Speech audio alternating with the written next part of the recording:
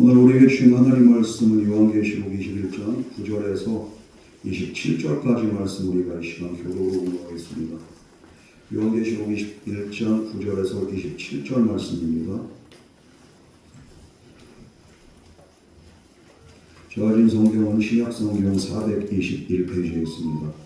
요한계시록 21장 9절에서 27절 말씀. 일곱 대접을 가지고 마지막 일곱 재앙을 담은 일곱 천사 중 하나가 나와서 내게 말하여 이르되 이리 오라, 내가 신부 곧 어린 양의 아내를 내게 보이리라 하고 성으로 날리고 크고 높은 산으로 올라가 하나님께로부터 하늘에서 내려오는 거룩한 성 예루살렘을 보이니 하나님의 영광이 있어 그 성의 빛이 지극히 귀한 보석 같고 벼옥과 수정같이 맑더라. 크고 높은 성곽이 있고 12문이 있는데 문에 12천사가 있고 그 문을 위에 이름이 섰으니 이스라엘 자손 12지파에 있느니라. 동쪽의 세 문, 북쪽의 세 문, 남쪽의 세 문, 서쪽의 세 문이니 그 성의 성곽에는 12기초석이 있고 그 위에는 어린 양의 12사도의 12이름이 있더라. 내게 말하는 자가 그 성과 그 문들과 성곽을 측량하려고 금갈대 자를 가졌더라. 그 성은 내부와 같아요. 길이와 너비가 같으라. 그 갈대자가 곧 성이 천천하니 12,000스바디오니요 길이와 너비와 높이가 같더라. 그 성곽을 측량함에 144규빗이니 사람의 측량 곧 천사의 측량이라. 그 성곽은 벽공으로 쌓였고 그 성은 정금인데 말발림이 나더라. 그 성의 성곽의 기초석은 각색 보석으로 꾸몄는데 첫째 기초석은 벼옥이요, 둘째는 남보석이요, 셋째는 옥수요, 넷째는 녹보석이요. 다섯째는 홍화도요, 여섯째는 홍보석이요, 일곱째는 황옥이요, 여덟째는 녹옥이요, 아홉째는 다마방옥이요, 열째는 이치옥이요, 열하째는 청옥이요, 열둘째는 자수천이라. 그 12문은 12진주니 각 문마다 한 개의 진주로 되어 있고 성의 길은 맑은 유리 같은 정금이더라. 성 안에서 내가 성전을 보지 못하였으니 이는 주 하나님 곧 전능하시니와 및 영원하니 그 성전이시니라. 그 성은 해나 달의 비침이 쓸데없으니 이는 하나님의 영광이 비치고 어린 양이 그 등불이 되시니라. 만국이 그 빛과 가운데 들고 땅의 우리가 자기적이 원하가지고 위로 들어가리라. 낮에 성문들을 도무지 닫지 아니하리니 거기에는 밤이 없음이라. 사람들이 하나님의 영광과 진리를 가지고 그리로 들어가리라. 다 적어놓았습니다. 무엇이든지 속된 것이나 가진 것이 또는 거짓말하는 자는 결코 그리로 들어가지 못하되 오직 어린 양의 생명책에 기록된 자들만 들어가리라. 아멘. 우리 이 시간 다 같이 기도하겠습니다.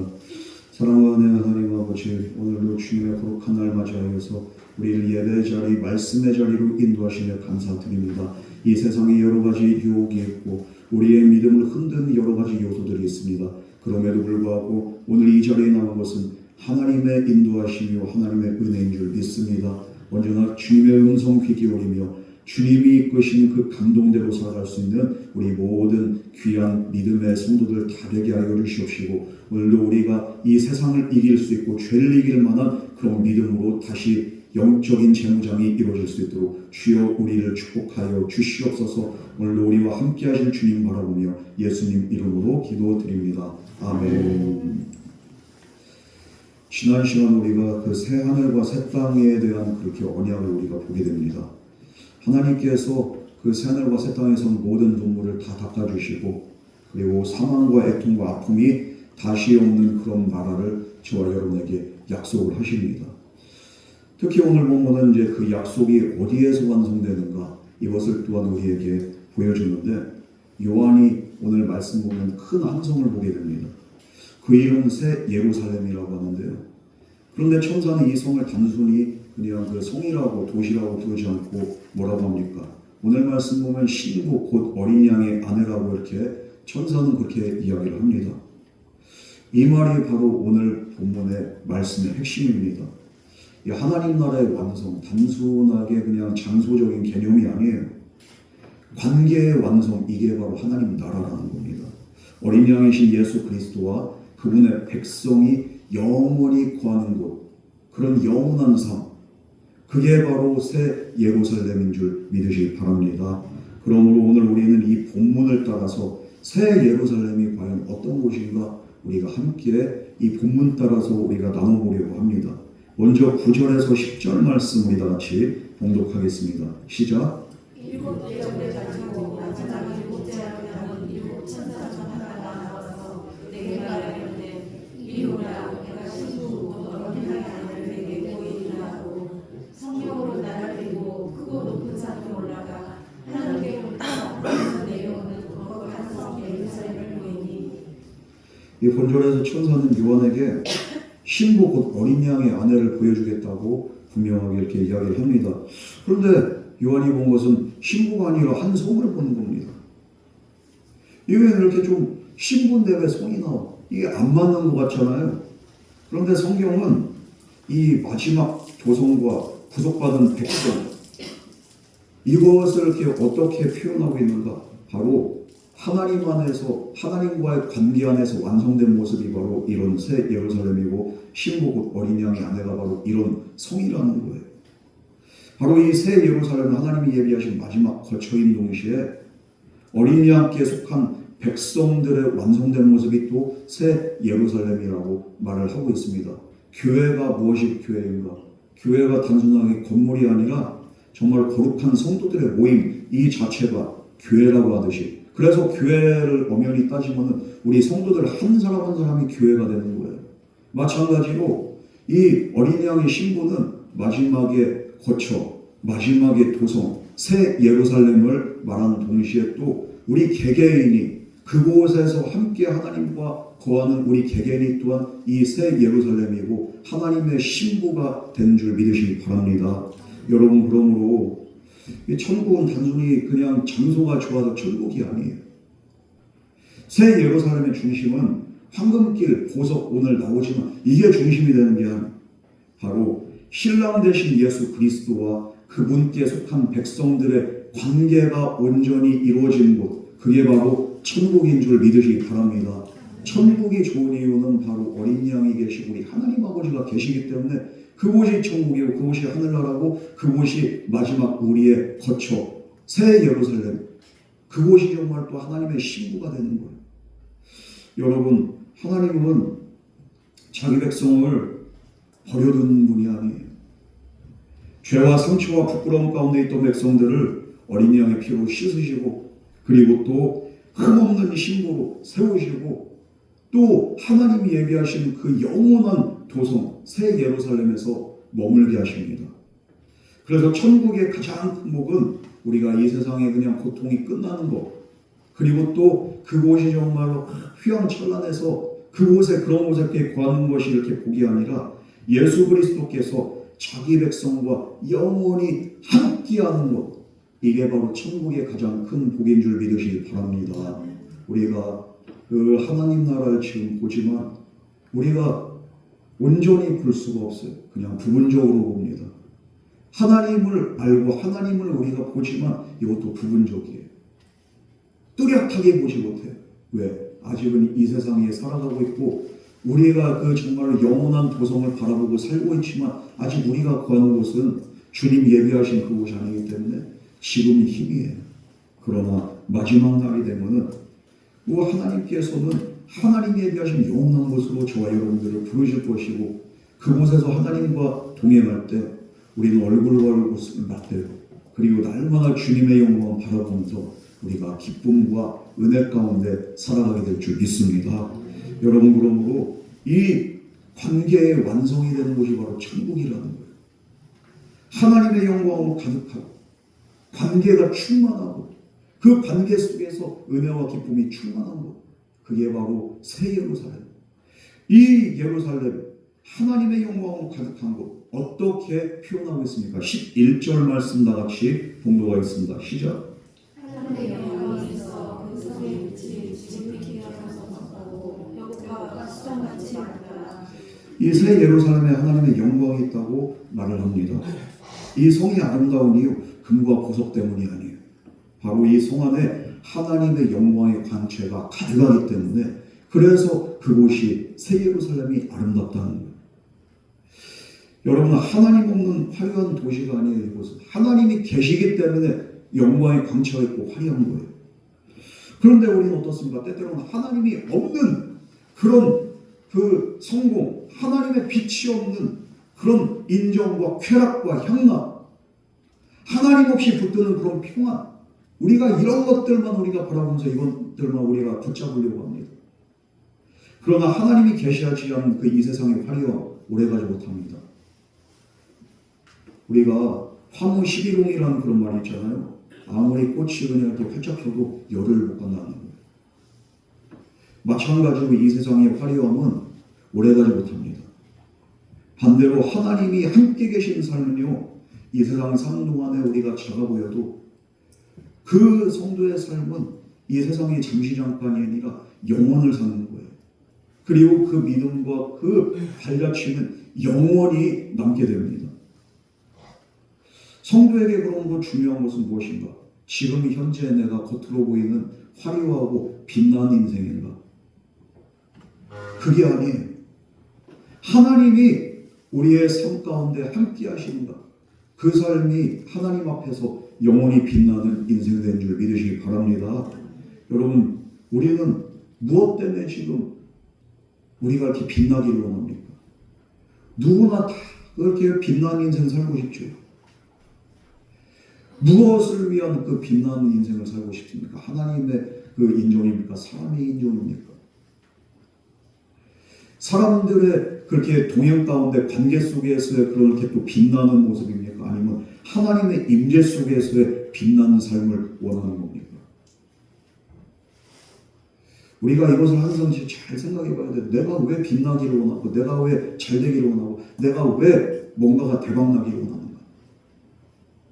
영원한 것들을 위해서 아니면은 잠시 잠깐의 것을 위해서. 이 질문은 이제 다음으로 이어지는데요. 그러면은 이 예루살렘 성에 들어간 사람들은 어떤 사람들인가? 무엇을 붙잡은 사람들인가?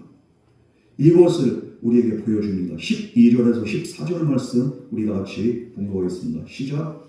크고 소박이 있고 12문이 있는데 문에 12천사가 있고 그 문들이 이름을 썼으니 이스라엘 자손 12지파의 이름들이라. 동쪽의 세 문, 북쪽의 세 문, 남쪽의 세 문, 서쪽의 세 문이니 그 성의 성벽에는 12기초석이 있고 그 문에는 어린 양의 12사발의 12이름이 있더라. 이 예루살렘에 들어간 백성이 어떤 사람들인가? 오늘 보면은 새 예루살렘의 12문과 12기초석을 먼저 보여줍니다. 이 문 위에는 이스라엘 12지파의 그렇게 이름이 있고요. 그리고 또 기초석에는 어린 양의 12사도의 이름이 있다는 거예요. 이것은 10인 무엇인가? 구약의 12지파, 그리고 또 12사도, 그런 신약의 교회를 의미하죠. 그러니까 구약과 신약의 모든 성도들을 이렇게 통틀어서 말하는 겁니다. 그러므로 하나님의 언약 안에서 완성된 모든 백성들이 바로 이곳에 들어간다는 거예요. 여러분, 사방에 문이 3개씩 있다. 이곳이 무엇입니까? 이렇게 문이 3개니까 어떤 분들은 삼위일체로 이야기를 하지만 이게 삼위일체 이것보다도 사방이잖아. 사면에 그렇게 들어갈 수 있는. 그래서 이렇게 사면의 합이 12이잖아요. 12은 그렇게 모든 것들을 이렇게 또 상징하는 그런 숫자이긴 한데, 그러니까 한 민족뿐만 아니라 한 세대뿐만 아니라 무엇입니까? 모든 민족, 모든 시대, 모든 문화 안에 속해 있는 하나님의 백성들이 다 이 새로운 예루살렘으로 들어갈 수 있게 된다는 겁니다. 여러분, 그래서 하나님은 동서남북 사방에서 자기 백성들을 모으시고 모든 백성과 방언과 민족 가운데서 어린 양의 백성을 오늘도 모으고 계신 줄 믿으시기 바랍니다. 그 백성 가운데 한 사람이 바로 저와 여러분이 되어야 될 줄 믿습니다. 그럼 우리 새 예루살렘은 무엇인가? 누구를 위해서만, 특정 그 민족과 특정 사람을 위해서만 열려지는 게 아니에요. 어린 양의 피로 구속받은 모든 백성들이 함께 들어가는 하나님의 완성된 공동체, 그곳이 바로 새 예루살렘이다. 바로 그럼 어떤 자들인가? 예수 그리스도의 피로 씻김받고, 그리고 이제 이 세상의 그 빛을 붙잡는 자들이 아니라 하나님 나라의 영원한 빛을 붙잡으며 바라보며 그 믿음으로 살았던 자들이 바로 이곳에 들어가게 된다는 겁니다. 오늘 우리의 교회들은 연약하고 부족하고 상처도 있고 실망할 때도 있고 싸움도 있고 분열도 있습니다. 완전하지 않아요. 그러나 하나님은 교회를 그 부족함만 보고서 그들을 그냥 이렇게 부르신 게 아니에요. 어린 양의 피로 사신 공동체, 장차 새 예루살렘의 신부가 될 자들, 하나님은 그 가능성을 보시고 오늘도 교회와 성도들에게 은혜를 베푸신 줄 믿으시기 바랍니다. 우리의 그런 지금의 연약한 모습만 보면요, 우리가 무슨 자격이 있겠습니까? 그러나 그럼에도 불구하고 하나님의 은혜 주신 이유가 무엇인가? 바로 장차 신부될 자들, 그 은혜에 참여할 자들, 현재를 보는 게 아니라 미래의 모습을 바라보면서 오늘도 저와 여러분들을 말씀으로 격려하고 우리를 인도하고 끊임없이 우리를 포기하지 않으시고 우리에게 은혜를 주시기 때문에 오늘 저와 여러분이 이 자리에 있는 줄 믿으시기 바랍니다. 그러므로 우리는 그 사람의 약점만을 보고 교회의 약점만을 보고서 우리가 판단한 자들이 돼서는 안 되는 겁니다. 교회는 아직 완성된 게 아니에요. 그냥 완성됐으면은 이 땅에 있을 수가 없어요. 불완전한 자들, 불완전한 교회들이 그래도 하나님 나라를 바라보면서 한 걸음 한 걸음 전진하는 게 그게 바로 교회입니다. 여러분, 그뿐만 아니라 이 교회는 완전하지 않지만 어린 양이신 예수님께서 끝까지 붙드시는 공동체, 그게 바로 교회고 그게 바로 성도인 줄 믿으시기 바랍니다. 여러분, 그러므로 이 신부된 성의 가장 큰 특징은 무엇인가? 바로 하나님과 어린 양의 임재로 가득한 것이고 그곳에 정말 들어간 자들은 바로 이 어린 양을 바라고 그럼에도 불구하고 연약함과 부족함 가운데서 그래도 주님 바라보고 살았던 자들이 이곳에 들어가게 된다는 것. 우리 15절에서 17절 말씀 다 같이 봉독하겠습니다. 시작. 내게 말하는 자가 그 성과 그 능력과 성과 그 칭찬하고 그 갈대를 가졌다. 그 성의 내가 같으며 길이가 너비가 같은지라 그 갈대자로 그 성을 칭찬하니 만천사이며 길이와 너비가 비가 같더라. 그 성곽을 칭찬하되 내 사십사비시니 사람의 칭이야 또 천사의 칭이라. 이 천사가 이제 금갈 때 이게 이렇게 그 자로 이걸 이렇게 성곽을 그리고 또 성을 이렇게 측량을 하는데 여기에서 이렇게 측량은 단순한 건축 계산을 말하는 게 아닙니다. 바로 하나님께서 그 백성을 자기 소유로 삼으시고 질서 가운데서 세우시면서 완전하게 보호하신다는 것을 상징하는 거예요.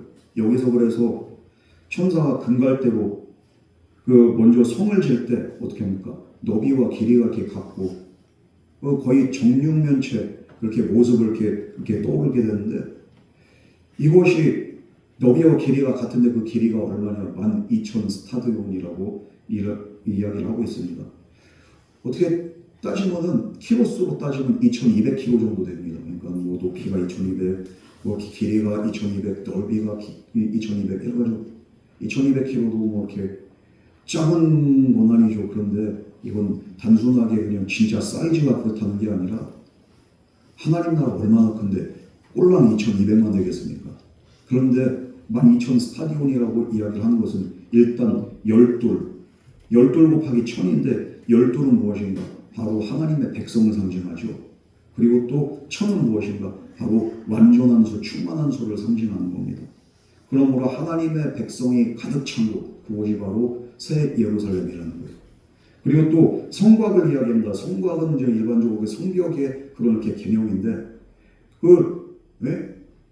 성은 12,000 스타디온인데 성곽이 144규빗, 한 규빗이 뭐냐면 팔꿈치에서 가운데 손가락 어른 남성이 144규빗 해봤자 6-70m밖에 안 되는데 이거는 둘레를 말한 게 아니라 이제 일반적인 그렇게 견해로는 두께나 아니면 높이를 얘기합니다. 이 성벽의 두께 아니면 높이에 이게 바로 144규빗. 그러니까 이거는 그냥 뭐 벙커버스트가 이렇게 그냥 이렇게 폭격을 해도 절대 안 무너져. 콘크리트로 우리가 만약 이렇게 세워봐봐요. 이거 뚫립니까? 안 뚫려요. 안 무너져. 요즘에는 이렇게 뚫리더라고. 벙커버스터가 60m까지 이렇게 팍 들어가가지고 그 안에서 폭발하더라고요. 어쨌든 간에 그만큼 견고한 거예요. 성벽이. 여러분, 그럼 여기에서 왜 143가? 이것도 12 곱하기 10이잖아요. 구약의 12, 12지파, 신약의 12, 12사도. 그러니까 구약과 신약의 모든 구속받은 하나님의 자녀들을 또 상징하는 겁니다. 그러니까 성곽도 그렇고 성도 그렇고 모든 것은 무엇인가? 하나님께 속한 자들이 거하는 완전한, 그리고 또 하나님의 보호처가 되고 영원한 안식처가 된다는 거예요. 그것을 이제 이렇게 상징적으로 이 숫자로 이제 이렇게 우리에게 보여주는 거죠. 그러니까 단순하게 이게 몇 미터냐, 이거는 의미가 없어요. 그러니까 천국은 완전하다는 거예요. 새 예루살렘은 또 완전한 자들이 들어간다는 거예요. 그곳에서 이렇게 거하는 자들은 또 영원한 생명 안에 있다는 겁니다. 더 이상 그 누구의 공격과 누구의 그 유혹과 핍박이 없어요.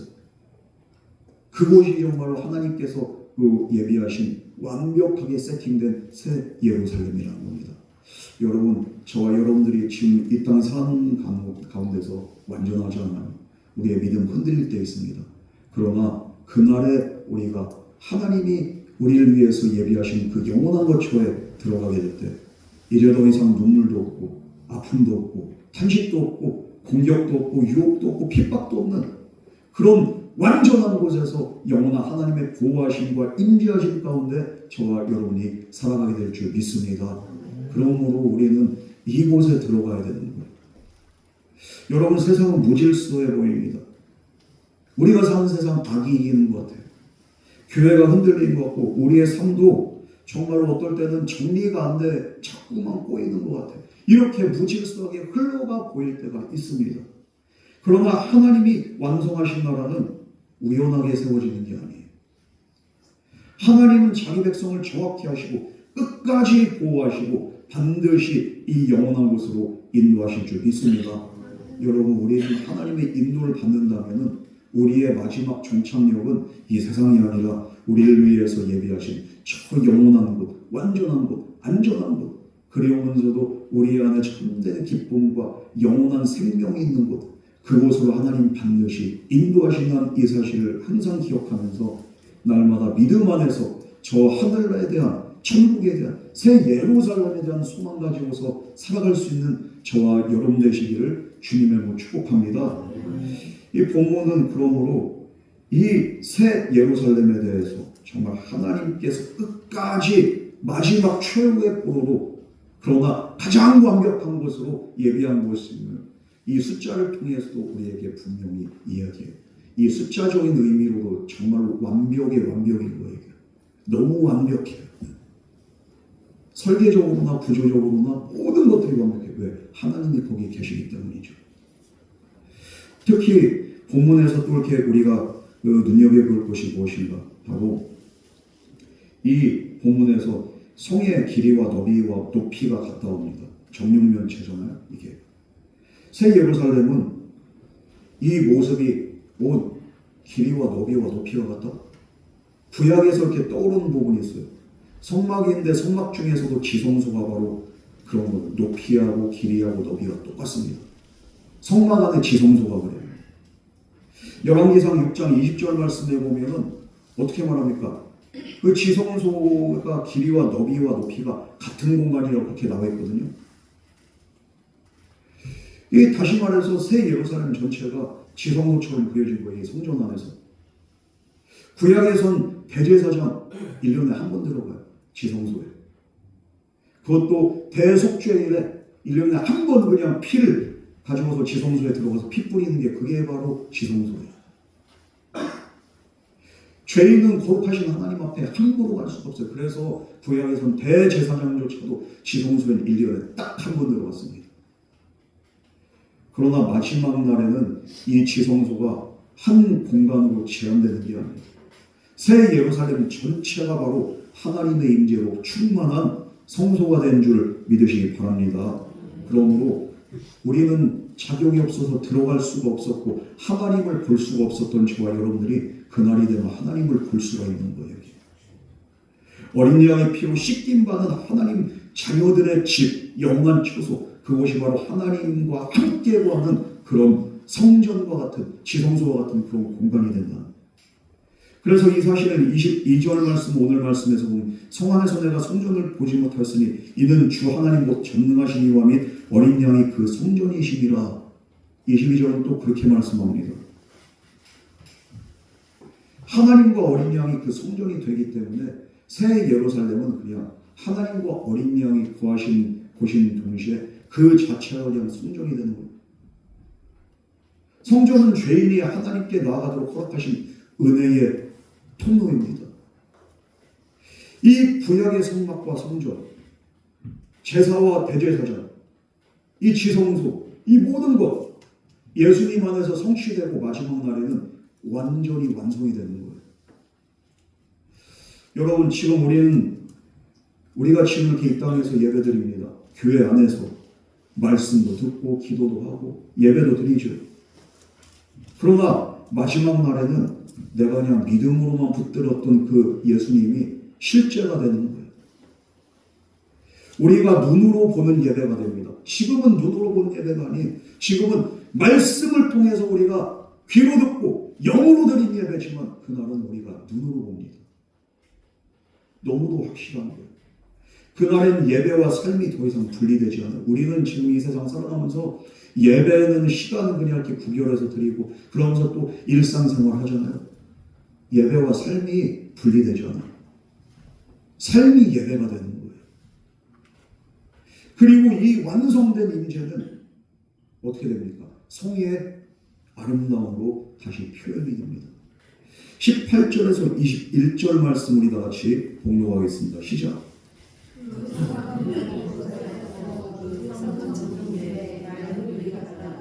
그 성의 성곽의 기초석은 각색 구석으로 꾸몄는데 첫째 기초석은 묘목이요, 둘째 나무석이요, 셋째는 옥수요, 넷째는 보석이요, 다섯째는 홍나무요, 여섯째는 홍석이요, 일곱째는 화목이요, 여덟째는 목이요, 아홉째는 가마목이요, 열째는 비치옥이요, 열하째는 청옥이요, 열둘째는 자수저라. 그 12는 12진주는 가문마다 한 개의 제주를 내고 성의 맑은 유리 같은 정금이다. 그래서 본절에서는 이제는 이 성의 아름다움을 그냥 이렇게 보석으로, 이 인간의 언어로는 이렇게 표현하기가 한계가 있는 거예요. 그래서 가장 아름다운 그 당시에 이렇게 세계관으로 보면은 그래서 이 보석으로 표현을 했는데 실상 그런 거예요. 이것이 천국의 재료를 자랑하려고 하는 게 아닙니다. 천국에서는 뭐 이거는 뭐 귀한 것도 아니에요. 가장 귀한 하나님하고 예수님이 계신데 우리 하나님과 예수님보다 이렇게 더 귀한 게 천국에 뭐가 있겠습니까? 없어요. 그럼에도 불구하고 천국이 어떤 곳인가를 설명하기 위해서 이렇게 이제 그가 이렇게 표현을 하는데 이 땅에서 가장 귀하게 여긴 것들을 아무리 동원해도 천국이 어떤 곳인가? 하나님 나라를 다 설명할 수가 없어요.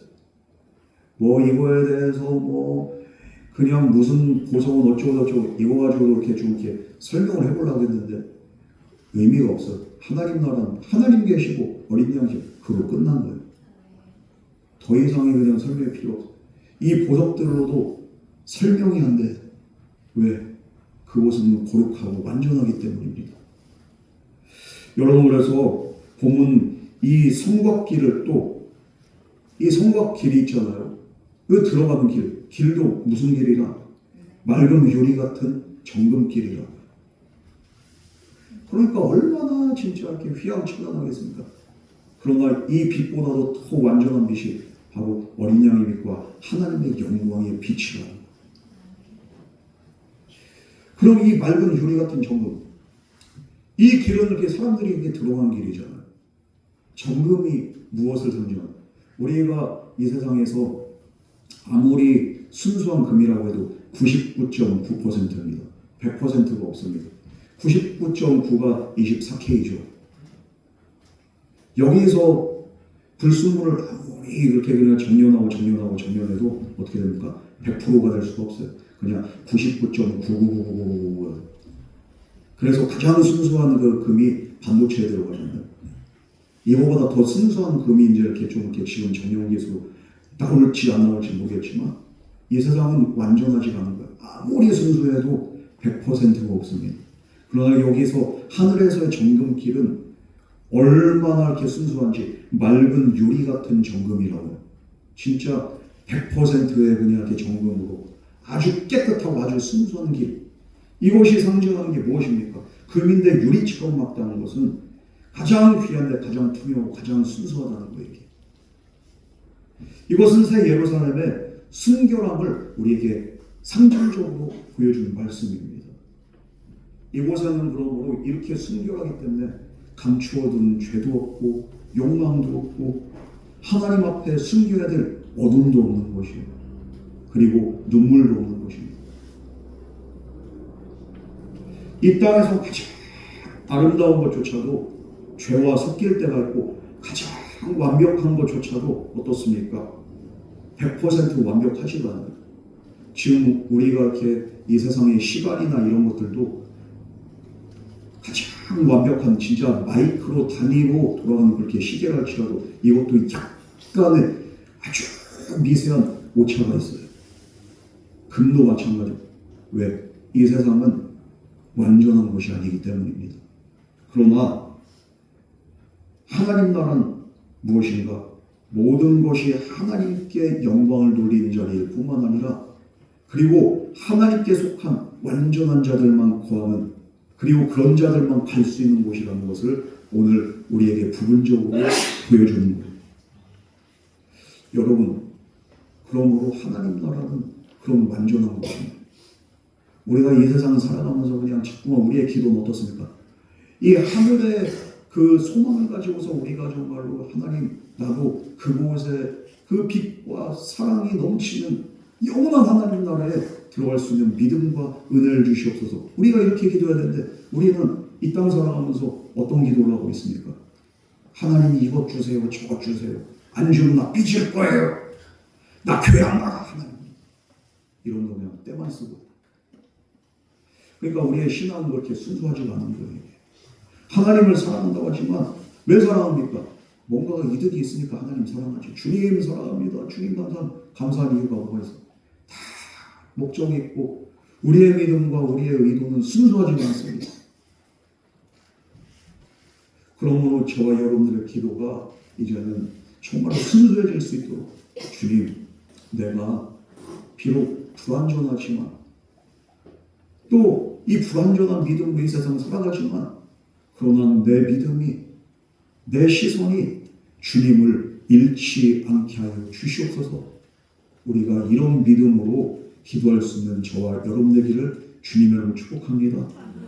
이처럼 새 예루살렘은 하나님께서 주시는 은혜와 빛과 영광과 선물이 가득한 것. 그러나 그 전에 더 중요한 것은 무엇인가? 하나님 자신이 자기 백성의 영원한 상전이 되고 그래서 거룩한 곳이 바로 천국이고 새 예루살렘이라는 거예요.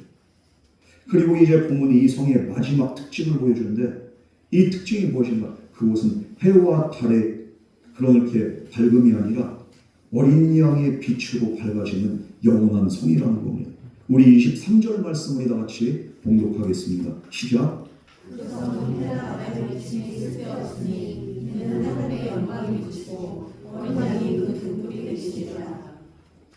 이 본절에서 보면 새 예루살렘은 해나 달의 비침이 쓸데가 없어요. 왜 그렇습니까? 이것은 단순하게 천국이 밝다 이걸 말하는 게 아니에요.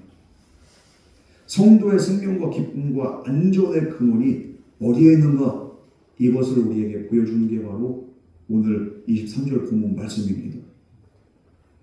본문은 하나님의 영광이 비친다고 하고 또 어린 양이 그 등불이 된다고 분명하게 우리에게 말씀하고 있습니다.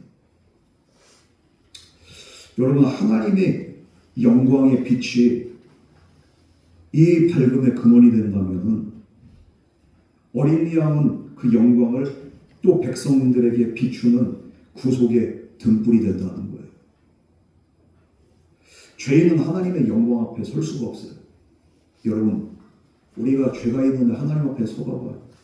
그 거룩하심 앞에 우리는 죽을 수밖에 없어요. 그러나 이 하나님의 거룩한 영광은 우리 죄인에게 심판의 빛이 될 수 있지만 십자가 달려 죽으신 어린 양 예수 안에서 그 영광의 빛이 이제 어떻게 됩니까? 우리를 비추는 은혜의 빛이 되고 구원의 빛이 되는 겁니다. 바로 예수 그리스도의 등불 때문에 내 대신 모든 죄값을 다 치르신 예수 그리스도를 믿는 믿음 때문에 우리는 그 영광의 빛 앞에, 그 구원의 은혜 앞에 우리가 온전히 설 수 있게 된 줄 믿으시기 바랍니다. 그래서 예수 그리스도는 그 등불이 된다는 거예요. 여러분, 우리 성도의 마지막 생명은 바로 우리 자신에 달려있지 않고 또 이 세상의 그 만물과 그 어떤 피조물에도 달려있지 않습니다.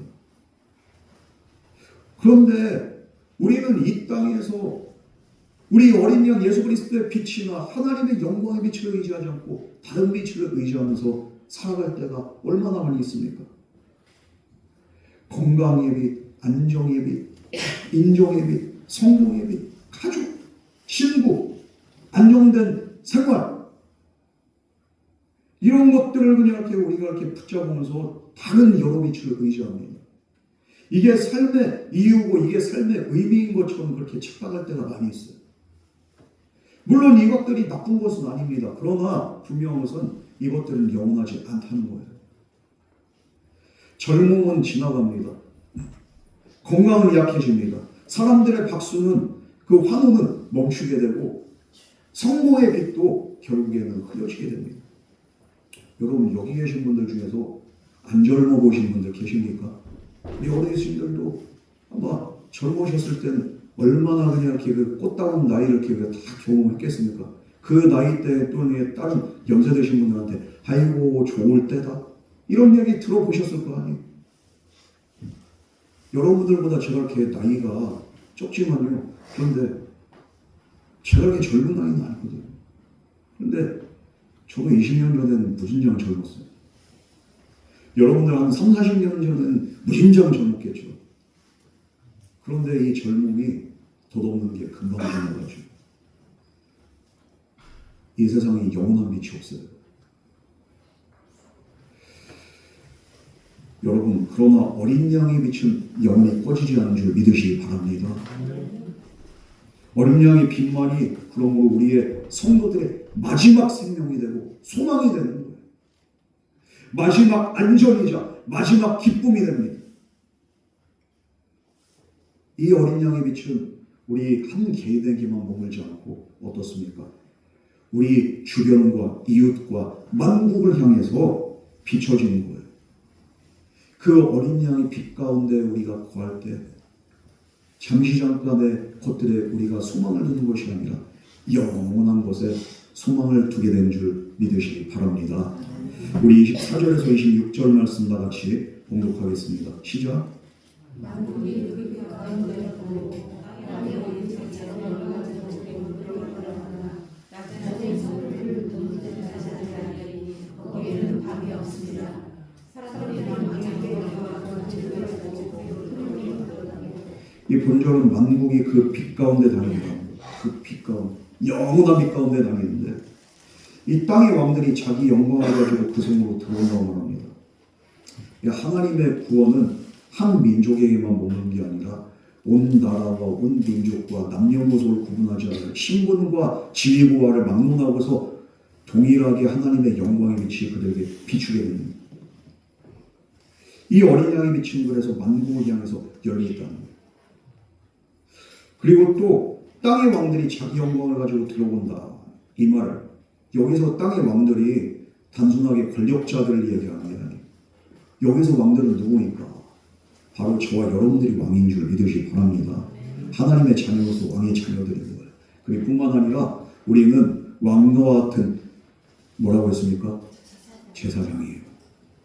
하나님을 예배하는 저와 여러분들 오늘도 이 제사장의 직분으로 제사장의 신분으로 하나님을 예배하는 왕과 같은 영광과 은혜가 있는 줄 믿으시기 바랍니다.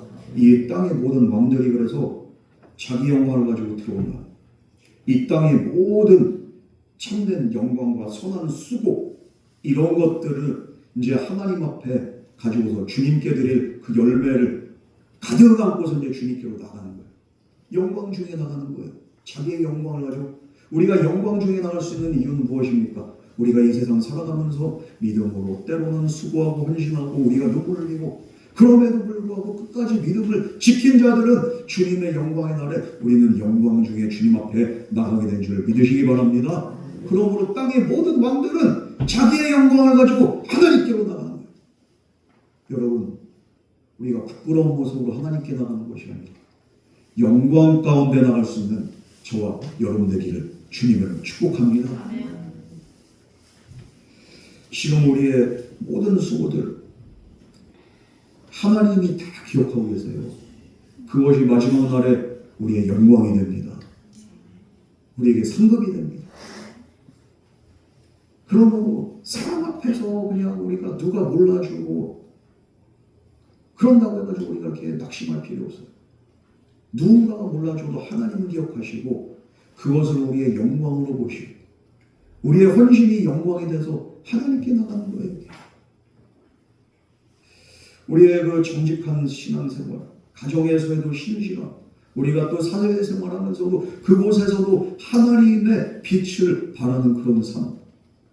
하나님은 이 모든 것들을 다 기억하십니다.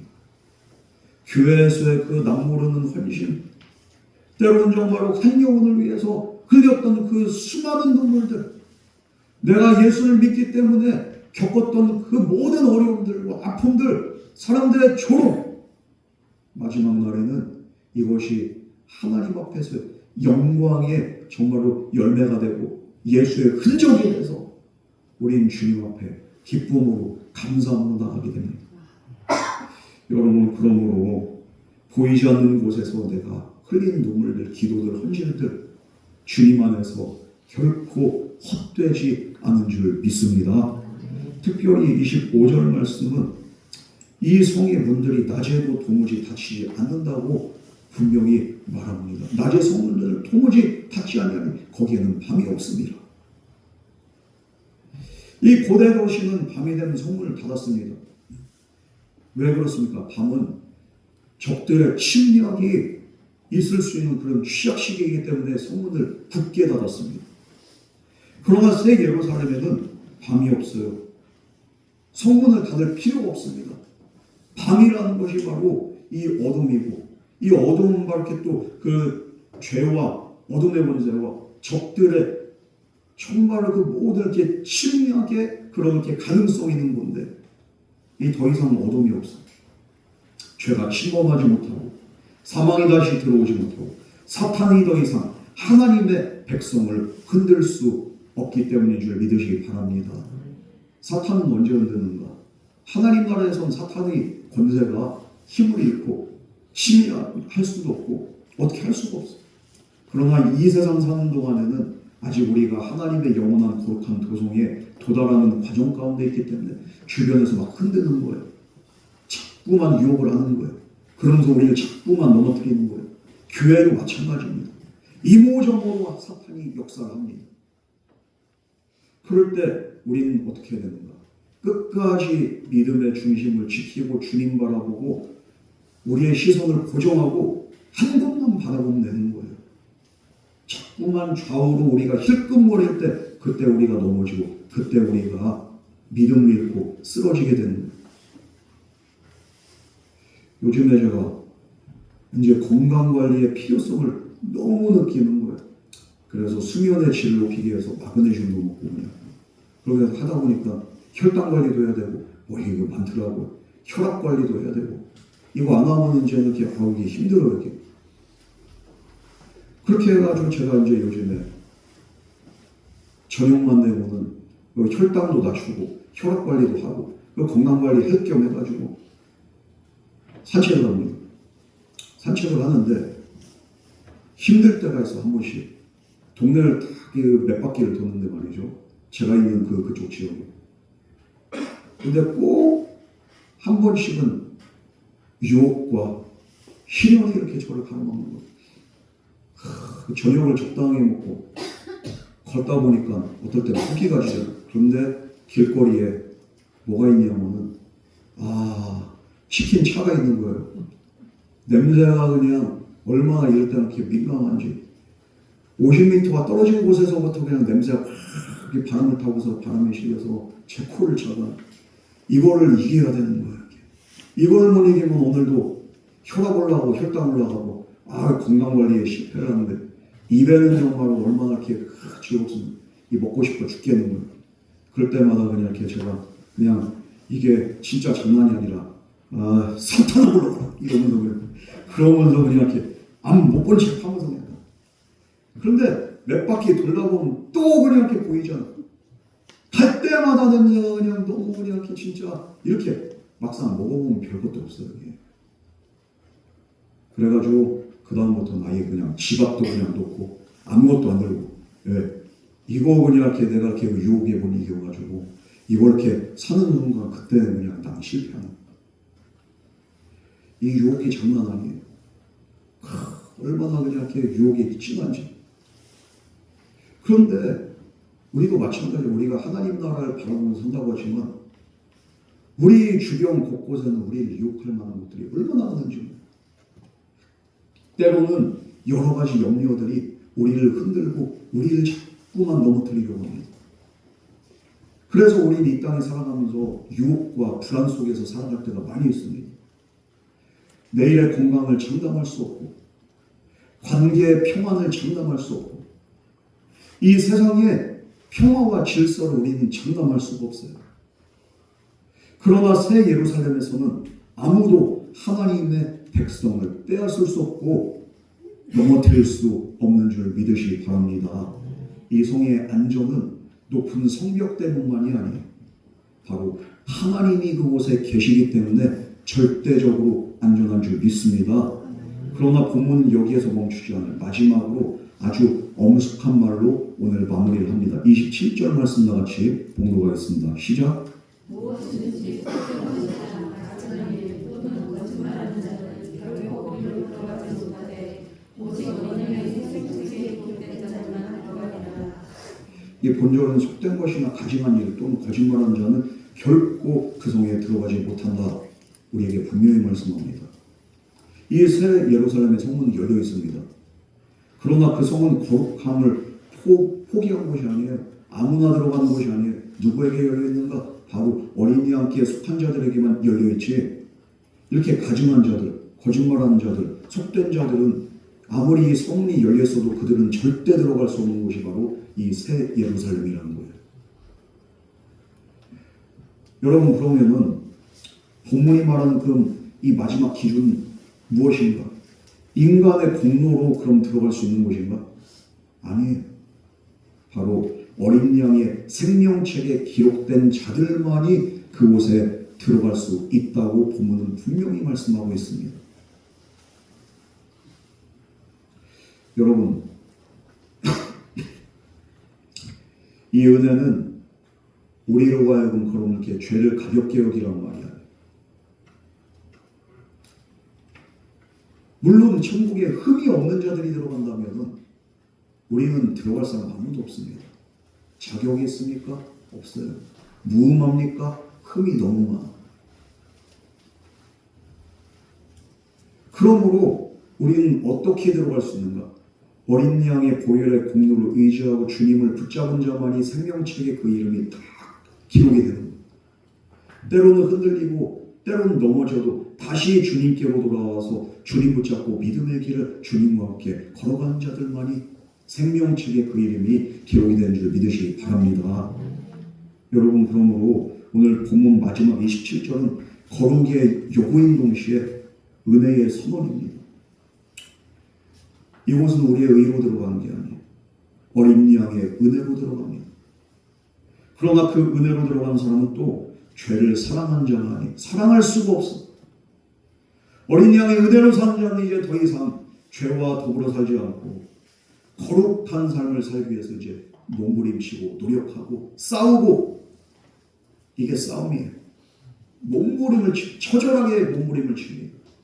그러나 마지막 날에 나의 선한 싸움 다 싸우고 나의 달려갈 길을 다 달려가노라. 우리는 그곳에 선 자들은 다 그런 믿음의 고백으로 주님 앞에 나아가게 될 줄 믿습니다. 이 싸움이 얼마나 처절하고 치열한지. 그러나 결국에는 주님 앞에서 그 싸움들이 의미가 있는 싸움이 되는 거예요.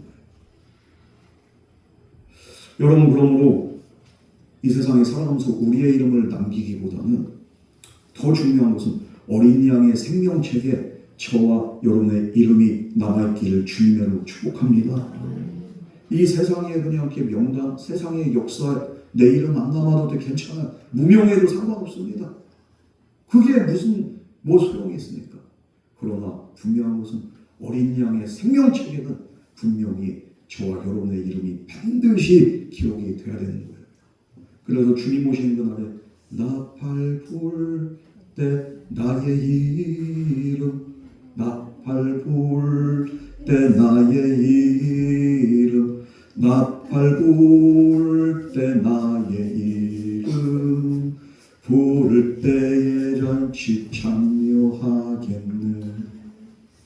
할렐루야. 우리의 이름은 어린 양의 생명책에 다 기록될 때, 나팔 불 때 내 이름이 다 그래서 그 잔치 참여하는 그 영원한 도성에 우리가 들어가게 됩니다. 이 도성에는 해와 달이 필요가 없어요. 하나님의 영광이 비치고 어린 양이 그 등불이 되시고 성도의 마지막 소망은 바로 이 땅의 불빛이 조금 더 오래가는 그런 삶이 아니라 어린 양이 영원히 빛대신 새 예루살렘인 줄 믿으시기 바랍니다. 여러분, 선교사 중에서 짐 엘리엇이라는 선교사가 있어요. 에콰도르 와우라니족에게 복음을 전하는데 이 11종족입니다. 그렇게 복음을 전하러 갔다 28살에 그는 순교를 당해요. 그는 선교지로 떠나기 전에 일기에 이런 그 말을 남겼습니다. 이룰 수 없는 것을 얻기 위해 지킬 수 없는 것을 버리는 자는 어리석은 자가 아니다. 이 선교사는 이 땅의 안전을 마지막 소망으로 붙잡지 않았습니다. 어린 양 안에서 이룰 수 없는 생명, 그것을 바라봐요. 그러고서 그는 순교의 제물이 됐습니다. 히브리서 11장 말씀 보면요, 믿음의 사람들이 어떤 삶을 살았어요? 이 땅에서 나그네처럼 살았다고 성경은 그렇게 말하고 있습니다. 여러분, 이 땅을 그들은 마지막 집으로 착각하지 않았다는 말이죠. 그들은 더 나은 분양을 사모했고 하나님은 그들을 위해서 예비한 한 도성이 바로 예루살렘이라는 거예요. 새 예루살렘. 여러분, 오늘 그러므로 우리가 붙잡고 있는 것들이 무엇입니까? 이 말씀을 기억하세요.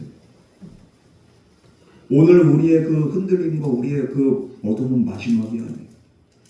우리에게는 어린 양이 친히 빛이 되어서 비추시는 새 예루살렘, 영원한 거처가 있는 줄 믿으시기 바랍니다. 그것이 우리의 영원한 소망이 됩니다. 이 새 예루살렘의 문은 어떤 자에게 열려 있는가? 어린 양의 피로 씻김받고 어린 양의 생명책에 이름이 기록된 자에게 열려 있다는 거예요. 그러므로 바라기는 잠시 밝아 보이다가 결국 사라질 것들, 이것들을 우리의 소망으로 두지 마시고 사람의 평가보다 내 이름이 어린 양의 생명책에 기록되고 영원히 꺼지지 않는 빛의 나라, 그곳이 나를 위해서 예비되었다는 그 사실을 우리가 항상 기억하면서 믿음으로 살아갈 수 있는 저와 여러분 되기를 주님으로 축복합니다. 여러분, 오늘 저와 여러분의 이름이 어디에 기록되어 있습니까? 어린 양의 생명책에 기록되었던 그 은혜를 더 귀하게 여기세요. 오늘의 길이 어두워도 어린 양이 비추는 꺼지지 않아. 그 비단에서 오늘을 살아나갈 수 있는 저와 여러분 되기를 주님의 축복합니다. 우리보다 앞서가신 그 믿음의 성도들, 믿음의 선배들, 이미 영원한 빛, 영원한 생명이 있는 그 하늘나라에서 우리를 기다리고 있습니다. 우리도 그 길 가야죠. 그 소망으로 살아가면서 우리가 승리할 때 우리의 믿음이 결코 헛되지 않고 우리의 수고가 헛되지 않고 주님이 그날 되면 우리의 모든 눈물을 씻어주시고 우리에게 영원한 상급으로 보상해 주실 줄 믿습니다. 이제 우리는 이 소망을 찬양으로 이제 우리가 고백을 하려고 하는데 새 예루살렘을 기다리는 성도는 현실을 피하는 사람이에요. 주님께서 맡기신 자리에서 씨를 뿌리고 수고하고 때로는 우리의 몸이 쇠장해진다 할지라도 주님 오실 날을 바라보면서 살아가는 자가 바로 성도인 줄 믿습니다. 그 믿음으로 주님 오실 날을 예비하는 마음으로 우리가 이 시간 다 같이 찬양하겠습니다.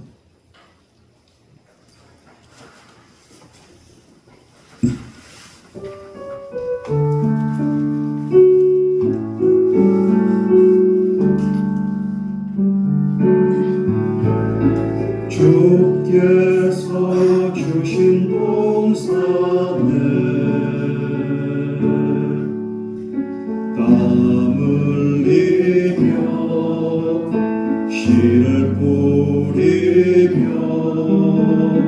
내 모든 삶을 드리니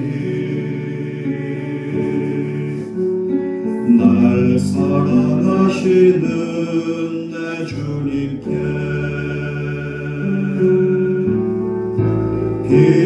비바람 앞을 가리고 내 육체는 쇠잔에 젖어 내 모든 삶을 드리니 내 사모하는 내 주님께 땅 끝에서 주님을 맞으리 주께 드릴 열매 가득 안고 땅 끝에서 주님을 배우리 주께 드릴 노래 가득 안고 땅의 모든 끝 찬양하라 주님 오실 때 예비하라 땅의 모든 끝에서 주님을 찬양하라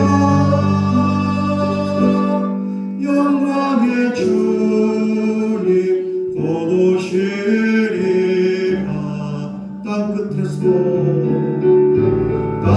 끝에서 주님을 맞을 주께 드릴 열매 주께 드릴 열매 가득 안고 땅 끝에서 주님을 배우리 주께 드릴 노래 가득 안고 땅의 모든 끝 찬양하라 주님 오실 때 예비하라 땅의 모든 끝에서 주님을 찬양하라 영광의 주님 곧 오시리라. 이 시간 우리 다 같이 통성으로 기도할 때 우리 주님 앞에 주님 이 땅에 꺼져가는 마지막 소망처럼 붙들었던 우리의 이 헛되고 헛된 마음들 회개합니다.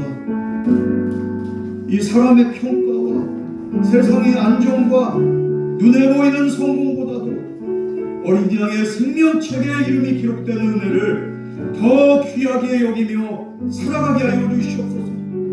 오늘의 어둠 속에서도 어린 양의 빛을 바라보며 주님께 속한 백성답게 살아가게 하여 주시옵소서.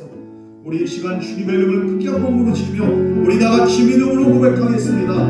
주여 사랑과 내 하나님 아버지 지난 날 우리가 살아가면서 잠시 잠깐의 것들에 우리가 현혹되어서 썩어질 것들, 영원하지 못한 것들만을 바라보며 살아가며 영원한 하늘나라, 영원한 소망을 우리가 놓치며 주님이 주시는 신령 그 모든 기회와 시간들을 우리가 흘려보내며 살아왔던 지난날의 어리석음을 주님 용서하여 주시옵소서. 지금부터라도 믿음으로 결단하며 주님 오실 때를 대비하며 그 영광의 날을 바라보며 소망으로 살아가게 하여 주시옵소서. 우리의 삶이 잠시 잠깐의 이 세상의 삶이 아닌 영원한 하늘나라에 있음을 우리가 고백하며 영혼의 때를 우리가 준비하며 살아가게 하여 주시옵소서. 어린 양의 생명책에 우리의 이름이 기록된 것이 가장 큰 은혜고 나의 아버지의 영광임을 우리가 믿음으로 고백하며 날마다 믿음으로 승리하기로 나오니 주여 우리에게 믿음과 은혜 더하여 주시옵소서. 이젠 주님께 속한 백성답게 살아가며 영광의 그날을 예비하며 나아가게 하여 주시옵소서. 주님 역사하여 주시옵소서. 주여 축복하여 주시옵소서.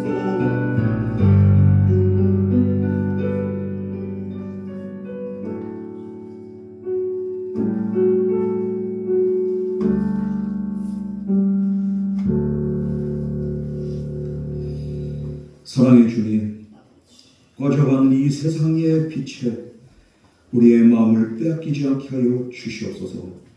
어린 양이 빛 되시는 새 예루살렘을 날마다 바라보며 오늘의 어둠 속에서도 마지막 소망을 잃지 않는 우리 모든 귀한 하나님의 자녀들과 되기를 원하오니 주여 이 시간 믿음 더하여 주시옵소서. 지난날 죄를 가볍게 여기던 마음을 회개하게 하시고 생명책에 기록된 은혜를 더 귀하게 여기게 하시고 언제나 어린 양의 피로 씻김받은 하나님의 자녀답게 믿음과 거룩함과 믿음의 정절로 살게 하여 주시옵소서. 오늘도 우리에게 은혜 주신 주님께 감사드리오며 예수님 이름으로 기도드립니다. 아멘.